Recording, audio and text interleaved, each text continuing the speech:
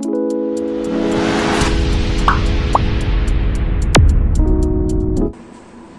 friends, how are you? I hope you all are doing great. So let's continue fundamental of investment. So आज fundamental of investment में continue करेंगे क्या, equity analysis.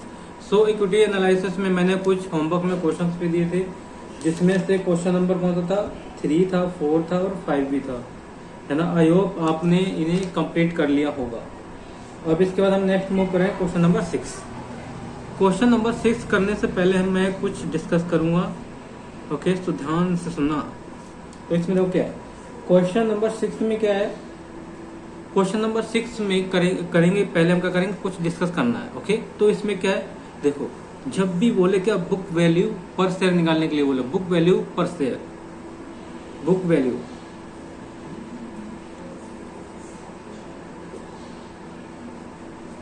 पर share. जैसे इस question में ये दिया है कि बुक वैल्यू पर शेयर निकालनी है. ओके, बुक वैल्यू पर शेयर मीन्स कैसे निकालोगे. इट मीन्स क्या होता है, बुक वैल्यू मीन्स जो उसकी शेयर कैपिटल है, शेयर्स कैपिटल और कोई रिजर्व दिया है इसमें, है ना. तो इसमें रिजर्व गिवन है तो रिजर्व आ जाएगा.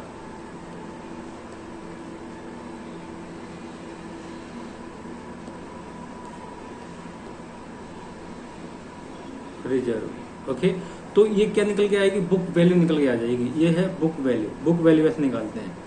बुक वैल्यू, किसी बिजनेस की वैल्यू निकालनी है तो कैसे निकाल सकते हो आप, बुक वैल्यू ऑफ बिजनेस कैसे निकाल सकते हो, शेयर्स कैपिटल प्लस में क्या कर दो, उसमें रिजर्व प्लस कर दो, तो क्या निकल जाएगी, बुक वैल्यू. ओके, ये बिजनेस की निकल गई. अब हमें क्या निकालना है, अब हमें निकालना है बुक वैल्यू पर शेयर निकालना है. तो बुक वैल्यू पर शेयर कैसे निकालो, ये बताओ जल्दी से. बुक वैल्यू पर शेयर, बुक वैल्यू पर शेयर के लिए क्या करना है, बुक वैल्यू और total number of equity shares, total number of equity shares. तो ये क्या, बुक वैल्यू पर शेयर गिवन, ये है, ऐसे कैलकुलेट करनी है. ओके, तो हम क्या करेंगे, अब जो क्वेश्चन नंबर 6 है इसमें हमें बुक वैल्यू पर शेयर ही कैलकुलेट करनी है. तो पहले रीड करते हैं क्वेश्चन नंबर 6 को. तो क्वेश्चन नंबर 6 में देखो क्या लिखा है, the following information is available of the company x and by x and Z. Face value दिए, शेयर्स दोनों की शेयर्स क्या दिए, फेस वैल्यू गिवन है. फेस वैल्यू कितनी है, 10 रुपीज ईच और 10 रुपीज ईच है. Number of equity share issued, number of equity shares भी गिवन है. दोनों के कितने, 5 लाख है नंबर ऑफ इक्विटी शेयर और 8 लाख है. इक्विटी शेयर कैपिटल भी गिवन है, और मैंने ये बोला था इसमें क्या, इक्विटी शेयर कैपिटल गिवन है और उसके बाद रिजर्व भी गिवन है. और तुम्हें क्या निकालना, फाइंड बुक वैल्यू पर शेयर निकालनी है दोनों में. तो कितना इजी है क्वेश्चन, बताओ. कुछ है इसमें, कर लोगे ना इसे, क्या कराऊं, कैलकुलेशन ऑफ बुक वैल्यू पर शेयर, बुक वैल्यू पर शेयर कैलकुलेट करनी है. तो इसमें क्या करना है, तो पहले देखो इसमें कंपनी, 2 कंपनी है. पहले तो बुक वैल्यू निकाल लेते हैं कंपनी की, है ना, एक्स और वाई दोनों की. तो यहाँ पर क्या, एक्स और जेड है. अब इनका देखो शेयर्स कैपिटल कितनी है, शेयर्स कैपिटल है 50 लाख और 80 लाख, और कितनी, 80 लाख. और इसमें क्या प्लस करोगे, जल्दी से बताओ. इसमें प्लस करोगे रिजर्व, और रिजर्व प्लस करोगे इतने 6 लाख और 65 लाख, 65 लाख. तो क्या निकल के जाएगा, तो ये बुक वैल्यू निकल के आ जाएगी, बुक वैल्यू. तो बुक वैल्यू निकालो जल्दी से, क्या है, इसका टोटल करोगे 56 लाख आएगा, और इसका टोटल करोगे तो कितना आएगा, 80 लाख प्लस में 65 लाख, ये आएगा 1 करोड़ 45 लाख. ओके, अब इसमें क्या करना है, देखो अब हमें नंबर ऑफ शेयर से क्या करना है, डिवाइड करना है, नंबर ऑफ इक्विटी शेयर से, नंबर ऑफ इक्विटी शेयर्स। हम नंबर ऑफ इक्विटी शेयर्स देखो कितने हैं, एक में 5 लाख, एक्स में कितने 5 लाख हैं, और उसमें कितने हैं, और जेड में है 8 लाख। अब डिवाइड कर दो दोनों को तो क्या निकल जाएगा, बुक वैल्यू पर शेयर।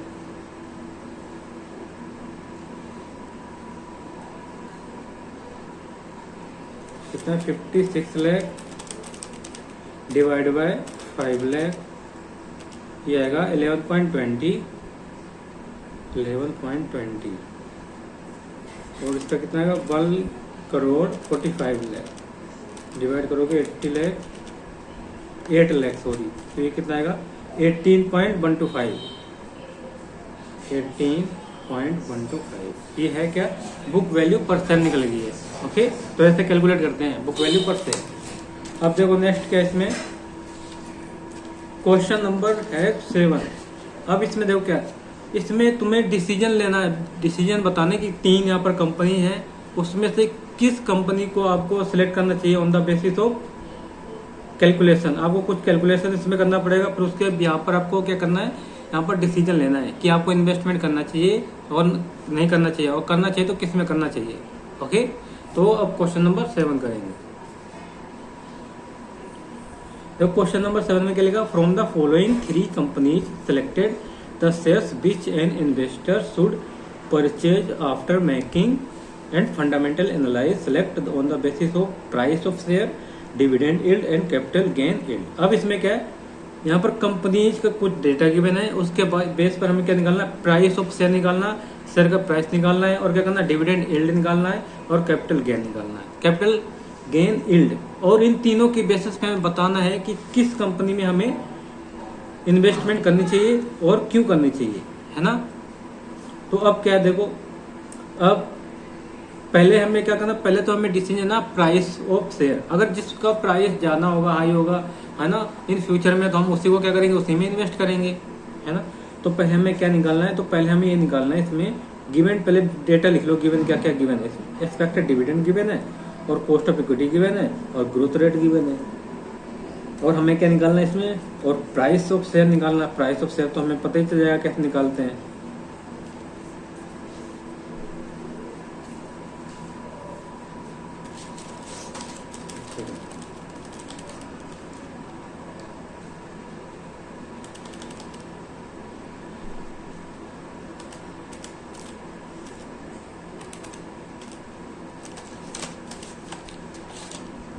तो पहला क्या है, पहला फर्स्ट प्राइस,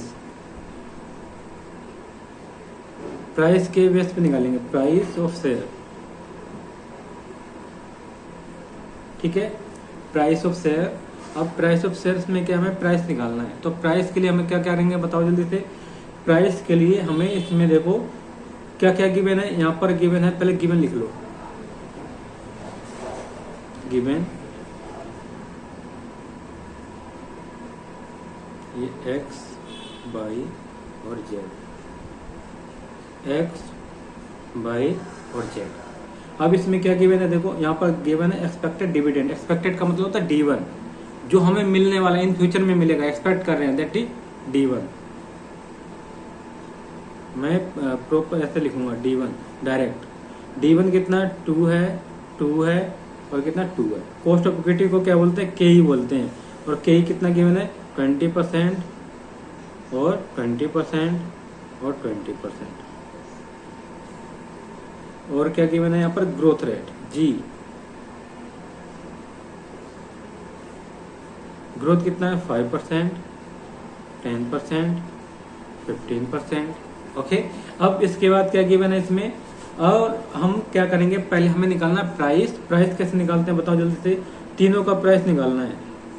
प्राइस के लिए हम डिफरेंट कलर का यूज करेंगे। अब प्राइस में क्या, देखो प्राइस निकालने का फॉर्मूला क्या बताओ जल्दी से, D1 अपॉन में सीधा कर दो क्या, KE माइनस में ग्रोथ रेट, ठीक है। तो क्या निकल जाएगा बताओ, प्राइस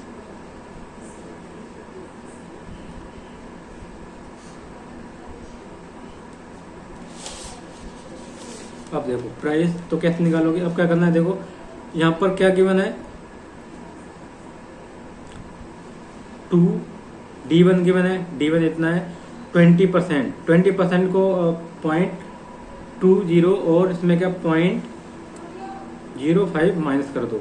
ओके, तो देखो कितना आएगा, पहले 0.20 माइनस में 0.05, ये आ गया 0.15, तो 2 डिवाइड बाय 0.15 आ जाएगा, तो ये कितना है 13.33।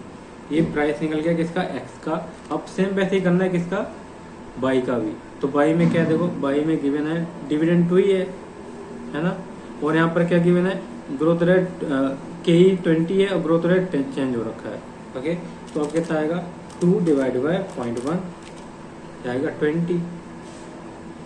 अब सेम यहाँ पर करो, सेम यहाँ पर कितना है 2 और के है 0.20 और माइनस में 0.15, तो यहाँ पर कितना आएगा 2 डिवाइड बाई 0.05, तो ये कितना है 40।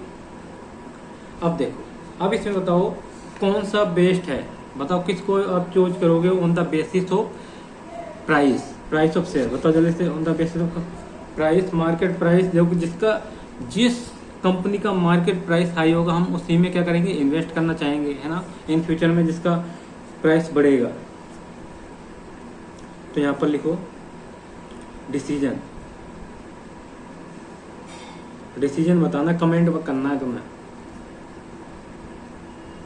On the basis of price, on the basis of price we should invest in Z due to higher market price। That's it, बस इतना करना है। ओके,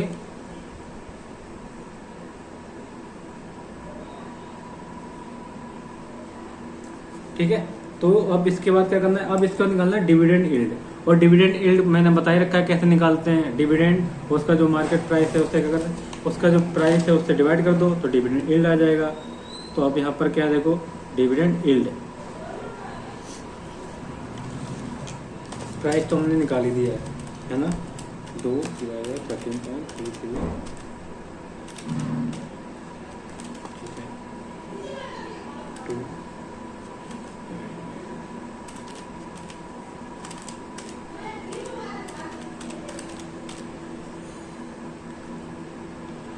अब हम निकालेंगे on the basis of dividend yield.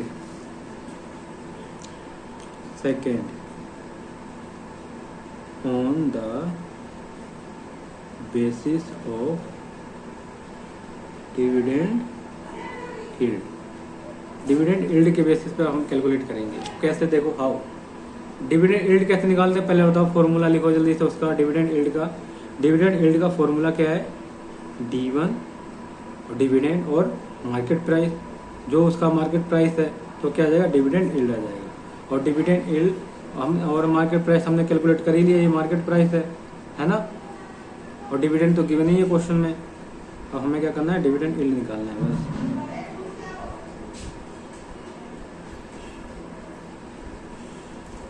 ये किसका, एक्स वाई जेड। और डिविडेंड यील्ड कैसे निकालोगे, डिविडेंड यील्ड इसमें क्या करोगे, D1 यहाँ पर कितना है 2 और प्राइस कितना है 13.33, तो ये देखो कितना आ रहा है यहाँ पर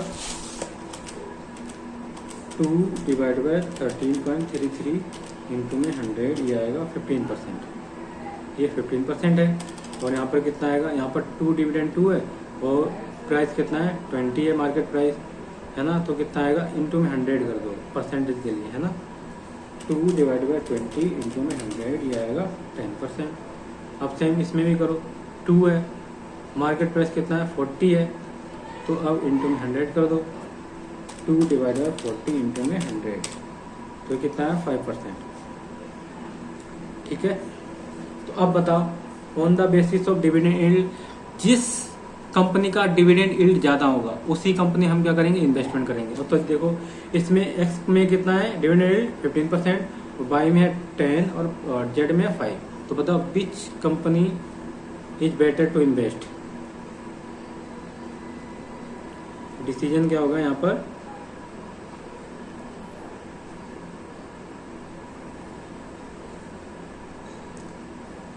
since dividend yield of company X is higher, hence invest in company X। Company X में हम क्या करेंगे, इन्वेस्टमेंट कर देंगे, that's it, invest in company X। अब नेक्स्ट क्या है, थर्ड है क्या, इसमें देखो इसमें कैपिटल गेन यील्ड। अब कैपिटल गेन यील्ड निकालो, इसमें कैपिटल गेन यील्ड कैसे निकालोगे बताओ। कैपिटल गेन यील्ड निकालने का फॉर्मूला क्या है, पहले तो हम लिख लेते हैं कैपिटल गेन यील्ड।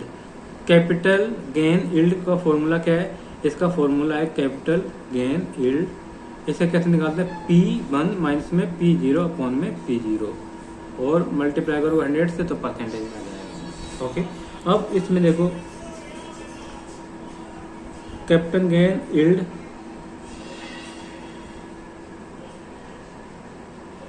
इसमें P1 और क्या है, इसमें P1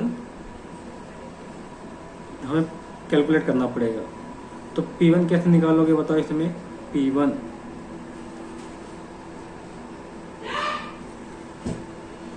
देखो अब हमें क्या करना है, इसमें कैपिटल गेन यील्ड कैलकुलेट करना है। तो कैपिटल गेन यील्ड कैसे कैलकुलेट करोगे, तो उसके लिए हमें क्या चाहिए, तो हमें P1 दिया है ना।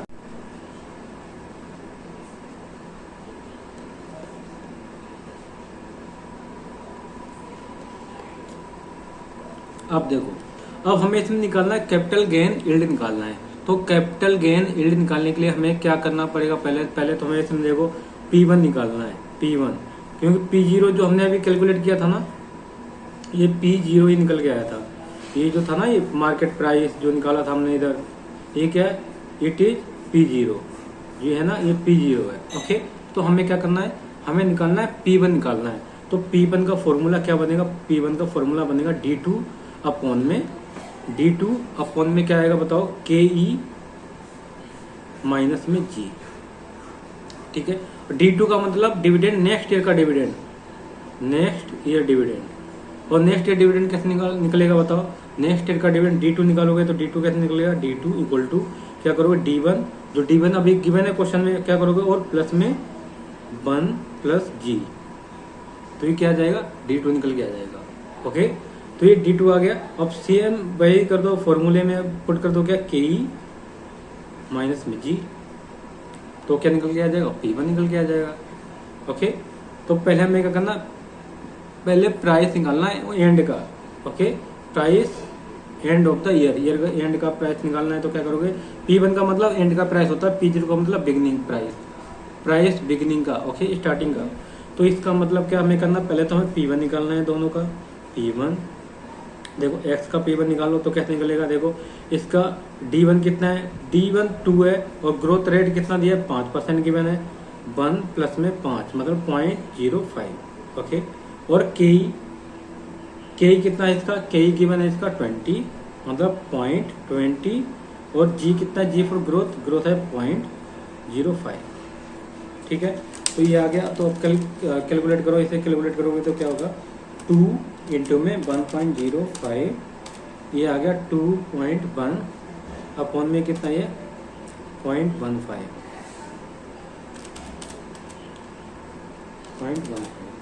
तो ये निकल गया 14। ठीक है, P1 निकल गया किसका, X का। अब Y का ऐसे ही सेम Y का भी निकलेगा, P1 Y का कैसे निकलेगा, इसका भी 2 डिविडेंड है ना, लेकिन ग्रोथ रेट कितना है, ग्रोथ रेट है इसका 10, तो इसका कितना आ जाएगा, 1 प्लस में 0.10 अपॉन में यहाँ पर कितना आएगा, KE कितना है बताओ, KE है इसका भी 20 है, और इसका जो ग्रोथ है ना 0.10।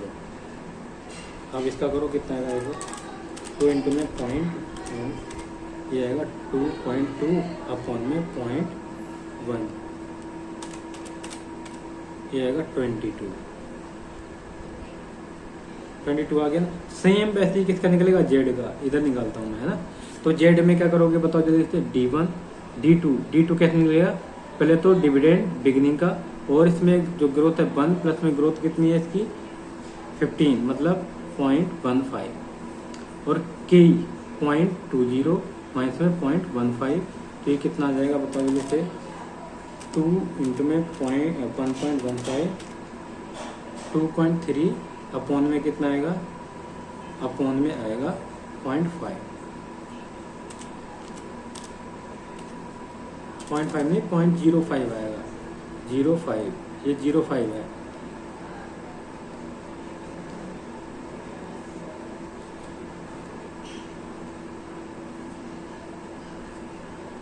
टू 2.3 डिवाइड बाई 0.05, ये कितना है 46 आ गया ना। अब देखो इसका P1 कितना है, P1 है 46, इसका 14 किसका है, x का, बाई उसका कितना 22 है, किसका बाई का। अब हमें क्या निकालना है, अब हमें निकालना है कैपिटल गेन। अब कैपिटल गेन का फॉर्मूला तो पता ही है क्या है, बताओ, P1 माइनस में P0 अपन में P0। अब निकालना है capital gain, capital gain x का निकालो, x में क्या है P1 माइनस में P0 अपन में P0, तो पहले क्या है 14 है ना, 14, और इसका जो P1 है कितना है, वो P0 कितना है 13.33 है, अपॉन में कितना आएगा 13.33 इंटू में 100, तो कितना आएगा देखो 14 माइनस में 13.33 डिवाइड बाई 13.33 इंटू में 100, ये आएगा 5%। ठीक है, सेम वैसे किसका करना है, बाई का करना है। बाई में क्या देखो, इसका P0 कितना है, पहले देखो P1 है 22, और P0 कितना है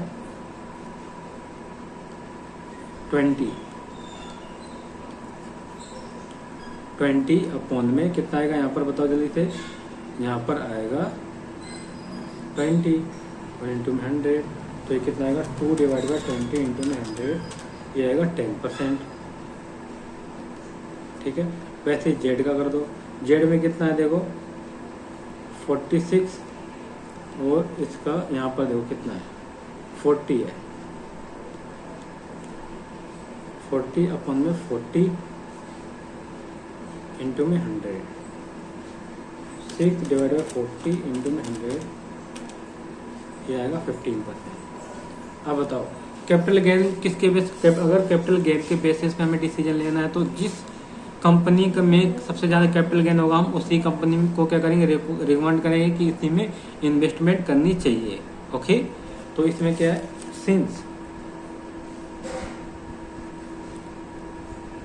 capital gain of company X, नहीं company Z is higher, hence investor should invest in company Z. बस इतना था इसमें।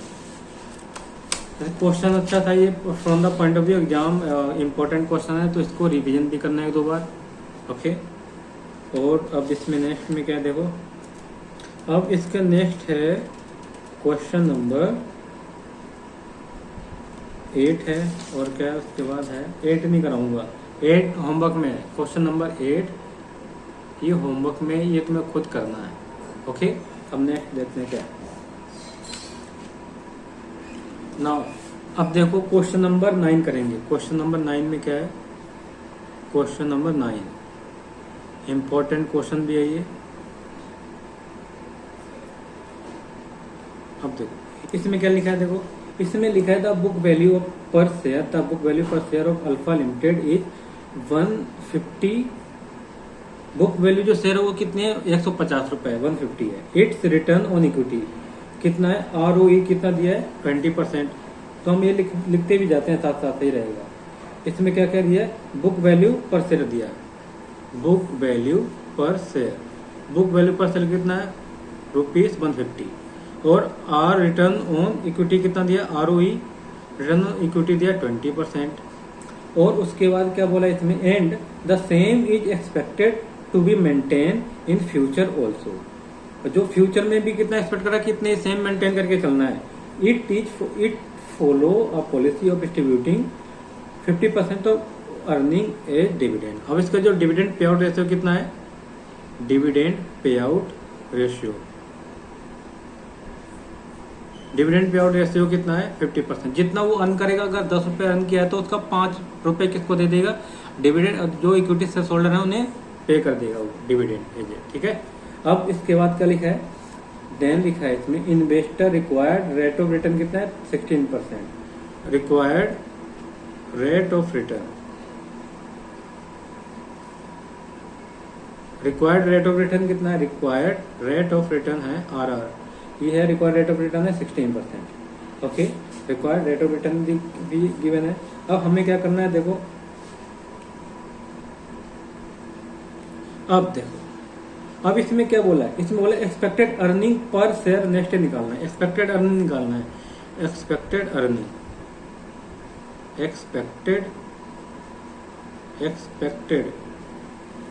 अर्निंग पर शेयर, वो भी कब की निकालनी है, नेक्स्ट ईयर, नेक्स्ट ईयर की निकालनी है एक्सपेक्टेड अर्निंग। तो इसका फॉर्मूला है, इसका फॉर्मूला क्या है, जो इसमें दिया है क्या है, एक्सपेक्टेड अर्निंग पर शेयर, इसका फॉर्मूला है ROE इंटू में क्या कर दोगे, जो इसका प्राइस गिवन है P0, ठीक है, तो उससे मल्टीप्लाई कर दोगे तो क्या निकल जाएगा, जो बुक वैल्यू गिवन है ना, बुक वैल्यू पर शेयर कितना है, ये P0 का मतलब बुक वैल्यू पर शेयर, बुक वैल्यू पर शेयर। तो क्या निकल जाएगा, इसमें एक्सपेक्टेड अर्निंग निकल जाएगा। तो यहाँ पर क्या 150 और ROE कितना है, रिटर्न ऑन इक्विटी कितना है 20% है, तो एक्सपेक्टेड अर्निंग आ जाएगी 150 इंटू में 20%, ये कितना आएगा 30 रुपीज। ओके, अब इसके बाद क्या है, इसके बाद हमें क्या निकालने को बोला, इसमें इसको बोला है एक्सपेक्टेड डिविडेंड पर शेयर। जब अर्निंग निकल गई है तो उसके बाद डिविडेंड भी निकल जाएगा, है ना। Expected dividend per share, earning कितनी निकली है, एक्सपेक्टेड अर्निंग कितनी 30 है, और उसका डिविडेंड कितना पे कर रहे हैं 50%। तो एक्सपेक्टेड डिविडेंड कितना हो जाएगा, बताओ जल्दी से। एक्सपेक्टेड डिविडेंड ये कितना हो जाएगा, अर्निंग है 30 और डिविडेंड पे आउट कर रहे हैं 50%, तो उसका कितना हो गया, एक्सपेक्टेड डिविडेंड 15 हो गया कि नहीं हो गया। अब इसके बाद क्या है, क्वेश्चन पॉइंट नंबर 3, इसका पॉइंट नंबर 3 देखो क्या लिखा है, ग्रोथ रेट निकालना है, ग्रोथ रेट इन अर्निंग। इसमें क्या निकालना है, growth rate, G for growth rate. इसका फॉर्मूला क्या है, B इंटू में R।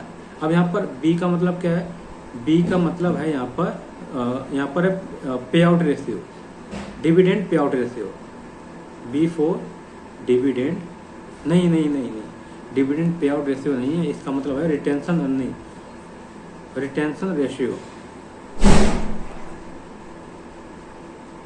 रिटेंशन रेशियो मतलब जितना अर्न किया है उसमें से आप कितना रिटेन करके रख रहे हो अपने पास, दैट इज रिटेंशन रेशियो। और उसके बाद क्या है, आर का मतलब है return on equity, return on equity. तो देखो रिटेंशन रेशियो का मतलब आपने अर्न किया है 30 और उसका 50% आपने पे कर दिया है, तो आपने रिटेन करके कितना रखा है 50 रखा है, तो 50 आ गया, है ना। और उसका रिटर्न ऑन इक्विटी कितना गिवन है वो तो पता ही है, 20% गिवन है, ये देखो है ना, 20% है ना रिटर्न ऑन इक्विटी, तो उसका 20% कर दो, तो क्या निकल के आ जाएगा, ग्रोथ रेट आ जाएगा, परसेंटेज में आएगा, ये परसेंटेज में है तो कितना आएगा, देखो करोगे तो कितना आएगा 50 इंटू में 20%, इसका आएगा 10%, तो ग्रोथ रेट आ गया ना। अब इसके बाद क्या बोला, इसके बाद बोला है मार्केट वैल्यू ऑफ शेयर निकालना है, मार्केट वैल्यू ऑफ शेयर,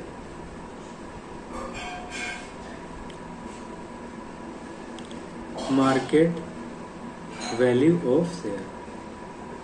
अब मार्केट वैल्यू ऑफ शेयर निकाल लो, मार्केट वैल्यू शेयर के लिए क्या क्या गिवन है यहाँ पर तुम्हें, यहाँ पर गिवन है required rate of return. Required rate of return का मतलब क्या होता है, रिक्वायर्ड रेट ऑफ रिटर्न होता है KE, दैट इज 16%। और हमें ग्रोथ रेट भी गिवन है, कितना गिवन हमने कैलकुलेट किया था ना 10%, ठीक है। और हमें पता करना D1 कितना है, और D1 तो हमें पता चली गया था कितना दे रहे हैं, डिविडेंड 15 दे रहे हैं, 15। तो D0 कितना 15 है ना 15। तो अब निकाल दो। अब इसका फॉर्मूला क्या है, मार्केट वैल्यू निकालने का फॉर्मूला है D1 अपॉन में क्या करोगे बताओ, KE माइनस में G। लेकिन यहाँ पर D1 गिवन नहीं है, तो क्या फॉर्मूला इसका हो जाएगा D01 प्लस में ग्रोथ रेट अपॉन में KE माइनस में G, दैट्स इट। ओके, तो अब क्या करो, देखो 15 ग्रोथ कितना है 1.10, और इसमें क्या आएगा KE कितना है 0.16, और यहाँ पर क्या है ग्रोथ है 0.1, तो कितना आ जाएगा ये 15 इंटू में 1.1, ये आएगा 16.5 अपॉन में कितना है 16.5 अपॉन में 0.06, ये आएगा 275। ये कितना आ रहा है, ये आएगा 0.06, और ये आंसर आएगा 275, ये आएगा market value of share. Okay, तो ये निकल गया। तो ये था क्वेश्चन नंबर 9। ये भी अच्छा क्वेश्चन था, इसकी भी रिवीजन करनी है। ओके, अब इसके बाद क्या है, देखो इसके बाद एक दो क्वेश्चन मैं होमवर्क में दूं, बताओ जल्दी से, होमवर्क में दूं, होमवर्क इसमें क्या लिखा, क्वेश्चन नंबर 10 है, a company is expected to grow at 14% per year for the next 4 year and the grow definitely the rate of growth rate कितना है 5%, रिक्वायर्ड रेट ऑफ रिटर्न दिया है यहाँ पर 12%, assuming that company paid dividend 2 पर share last year. इसका मतलब D0 given है यहाँ पर, और उसके बाद क्या दिया है, determine the market price of share. तो ये तो और इजी है, यहाँ पर सब कुछ तो गिवन है इसमें। क्वेश्चन नंबर 10 में देखो क्या है, क्वेश्चन नंबर 10 में देखो लिया, a company expected to grow at 14% per year. 14% क्या करे, ग्रो सोच रहे कि हर नेक्स्ट 4 ईयर तक क्या है 14% तक ग्रो करेगा। और क्या लिखा, and the grow definitely rate कितना है 5% है, ग्रोथ रेट कितना है 5%, और उसके बाद the required rate of return equity कितना है, रिक्वायर्ड रेट ऑफ रिटर्न का मतलब क्या है, KE गिवन है 12%, assume the company paid dividend कितना लास्ट ईयर पेड किया, लास्ट ईयर का मतलब D0, जो ऑलरेडी पेड कर दिया उसे बोलते हैं D0, ये इतना है, ठीक है। तो अब इसमें रह क्या गया, ठीक है, determine the market price of share, market price of share निकालना है, ये 5th ईयर का निकालेंगे इसमें। तो इसमें देखो ये वाला पहले होमवर्क में देता हूँ, अगर होगा नहीं तो मैं नेक्स्ट क्लास में कवर कराऊंगा ये वाला, ठीक है। तो पहले क्या करो, ये क्वेश्चन नंबर कौन सा 10, ये वाला होमवर्क में है, ठीक है। इसे ट्राई करोगे, अगर नहीं हुआ तो मैं तो कराऊंगा नेक्स्ट क्लास में, ठीक है, लेकिन अपनी तरफ से भी एफर्ट लगाओगे तो और बेटर रहेगा। सो आई थिंक क्लास को यहीं पर ओवर करते हैं, नेक्स्ट क्लास में कंटिन्यू करेंगे। अभी तो बहुत सारे क्वेश्चन है इसके इक्विटी एनालिसिस के। Okay, so don't worry, I am going to cover all questions. So I think it is enough for today. In next class we will continue equity analysis. So if you like this video, do like, share and subscribe. Till then, bye bye and take care.